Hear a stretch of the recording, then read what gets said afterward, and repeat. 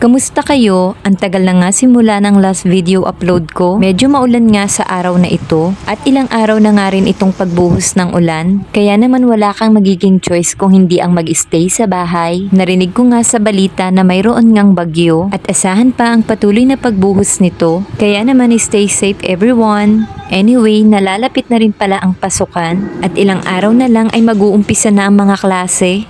Kayo, nakapaghanda na ba kayo? Nakapaghanda na ba kayo para sa mga school supplies na mga anak nyo? Ako naman ay nagunti-unti sa mga pamimili. Hindi ko kasi kakayanin kung sabay-sabay ko silang bibilihin. Kaya naman paunti-unti at isinisingit ko lang sila sa budget. Ito palang 5 perasong notebook na ito ay para kay Harvey. Ito nga yung huling inasikaso ko dahil nauna na nga yung sa panganay ko. Gagamit nga ako nitong label marker para lagyan ng pangalan yung mga notebook ni Harvey. Oops, kaso mukhang magiging epic fail pa nga. Oh no, palpak. Hindi ko nga alam kung anong nangyari pero susubukan ko nga ulit. Oh my God, palpak pa din. Ano ba? Why you? Hindi ko nga alam kung bakit nagkakaganon at parang naiipit nga yung sticker sa label maker. Sa palagay ko dahil medyo matagal at na-stuck na nga rin yung sticker na yun kaya naman naluman na. Anyway, dahil hindi nga nakisama yung label maker ko, eto at mag-handwritten na nga lang ako. Ayos lang din naman ang sulat kamay at hindi naman din big deal ito. At eto nga habang may ginagawa ko ay hindi rin nga maiwasan itong pangungulit ni Harvey. Ganyan talaga yan, pagka busy ka asahan mo nang magpapaka-busy nga din siya sa'yo.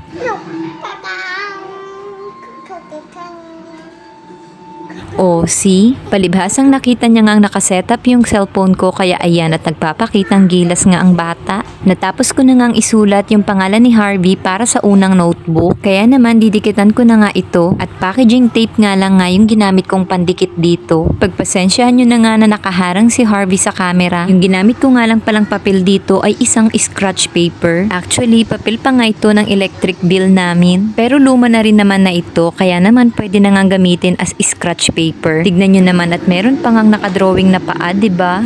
Paa nga pala yan ng panganay ko na ginuhit ko dyan sa papel. Kinuha ko kasi yung size ng paa niya kaya naman iginuhit ko nga dito sa papel yung sukat ng paa niya. Inorderan ko kasi online ng sapatos ang aming kuya at para makuha ko nga yung tamang sukat para sa sapatos ay iginuhit ko nga yung paa niya. At dahil may masusulatan pa naman, ito na nga yung ginamit ko para sa notebook ni Harvey.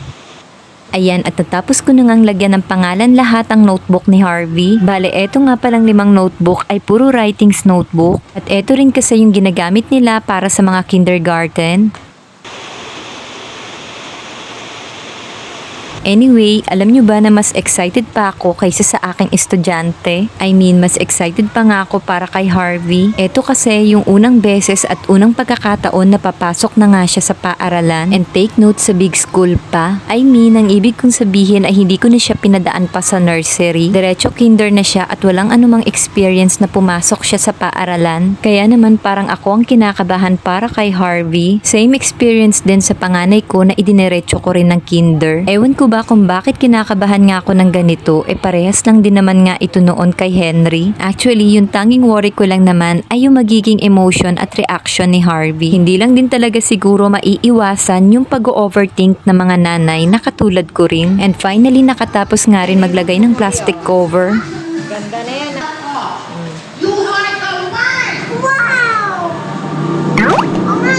O diba pagkatapos kong ipakita sa kanya ay inihagis lang din.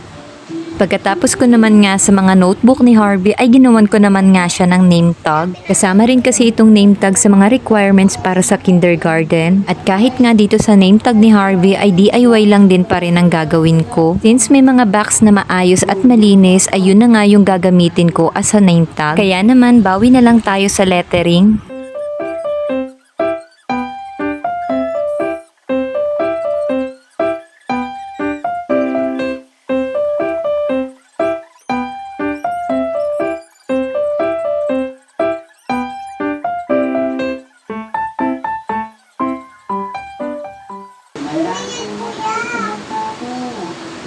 At pagkatapos ko naman ngang ilettering itong name tag ni Harvey, packaging tape na nga yung gagamitin kong pang cover sa kanya. Hali back to back nga yung ginawa kong name tag ni Harvey. Pagkatapos ko na nga itong balutan sa packaging tape ay binutasan ko nga lang ito gamit ng puncher. Ayan, at natapos na nga. Pagkatapos, eto ngang pinaglumaang lace nga ng kuya niya ang ipagagamit ko na nga lang din sa kanya. Wala naman din kasi itong print, kaya naman okay na ito. Pagkatapos ay ipinasukat ko na nga sa kanya itong magiging name tag niya. At nakakatuwa nga din pala dahil saktong-sakto lang itong haba ng lace para sa kanya.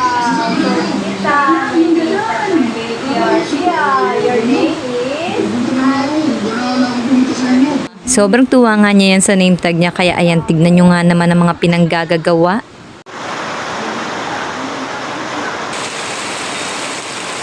Hindi pa tumitigil ang ulan sa mga oras na yan at lalo pa nga itong lumakas. But anyway, dahil tapos ko na nga i-prepare itong mga gamit ni Harvey, eto at ilalagay ko na nga siya dito sa bag. Eto palang gagamiting bag ni Harvey ay Christmas gift pala sa kanya ng kanyang tito. Blessing rin yung pagre-regalo ng bag nito sa kanya dahil hindi na nga ako ng problema pa kung anong gagamitin niya. Natuwa nga ako sa bag na to dahil merong lock nga dito sa adjustment ng bag niya. Kaya naman hindi siya basta-basta mag-a-adjust ng kusa lalo na kung nahihila siya.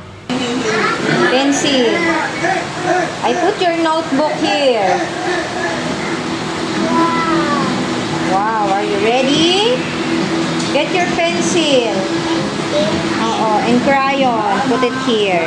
Nailagay ko na nga sa bag yung mga notebook niya, kaya eto naman nga ang mga crayola niya yung aayusin ko. At eto naman nga yung ibang mga gamit pa na binili ko dahil wala naman nga kami nito dito sa bahay. Eto lang yung mga bago sa gamit ni Harvey kasama yung mga notebook dahil etong crayola at lapis niya ay puro luma na. Dahil yung mga color at pencil nga ni Harvey ay medyo matagal na nga rin yan sa kanya. Ginagamit kasi namin ang mga yan nung time na nag-uumpisa pa nga lang akong turu-turuan ko siya. But since okay pa naman din ang lahat ng mga yan at magagamit pa naman, hindi na nga ako bumili pa ng bago at yan na nga yung gagamitin niya. Ganito gamit mo ha. Look at this. The pencil and the color. Huwag mong pagsasamahin. Sayang din naman kasi kung bibili pa ako ng mga bago kung meron pa naman din siyang pwedeng gamitin. Pati nga itong mga eraser na to na nagamit na namin dahil malaki pa siya, eto na rin nga yung gagamitin niya. Habang inaayos at inilalagay ko nga itong mga gamit niya sa bag ay ipinapaliwanag ko na nga sa kanya bawat isa kung ano yung mga gamit niya. Grabe, ang bilis nga talaga ng panahon at hindi ko namamalayan na andito na nga kami sa stage ni Harvey na papasok na nga siya sa eskwelahan. At sana sa mga susunod na araw ay gumanda na rin nga ang panahon.